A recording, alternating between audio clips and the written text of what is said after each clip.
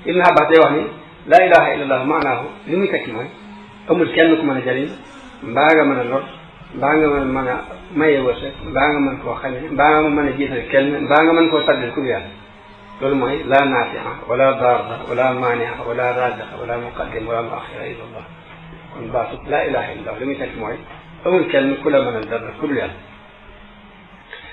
baat boobu nag mooy gën ci dikkaat mooy ngën ji lu nit di tudd suñu doon wax ci alquran fa'lam annahu laa ilaha illa allahu wastaghfir li dambik yonente bi sallallahu alayhi wa sallam wax ni afdalu kalimatin qultuha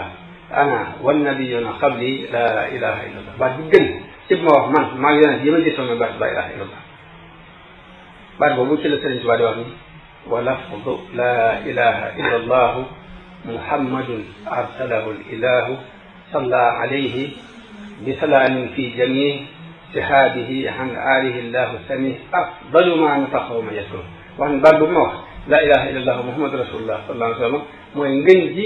lu nit tudd kuy sikar daal li gën ci la wax mooy baatu la ilaha illa allah muhammad rasulullah daal ne fa kullu man ankarahu fa yaxtaru boo defee nag meññetum la ilaha illa allah moom la sëriñ bi wax ci masaalikul jinaan ne fa samaru tahlili tawxidun sama meññet mi mooy tawxid lil aarifina qaalahu man alima tawxid lil aarifina bi billahi boo saxalee baatu laa ilaha illallah di ko sikkar lu bëri li lay may mooy nga am tawxid lil aarifina billahi te mooy ñu dund yàlla ba yëg ko façon tawxid ba ñu am loolu la baat boobu di may mu ne nag li anna tawxida zawi takallumi xawaahu kullu muminin wa muslim tawxidu takallum te mooy wax ko rek ci sa làmmiñ nii ak gëm ko ci sa xol ñëpp am nañ ko waaye nag yëg ko duñ ko ba yëg ko nag dafa am ñu ko jagoo te baatu laa ilaha illallah boo ci waaye dana la ko may kon loolu tuuti la ci lu bari ci maanaam baat yi waaye bu ñu yamale ko foofu kan ba ëllëg ñu dugg ci baatu ar-rahmaan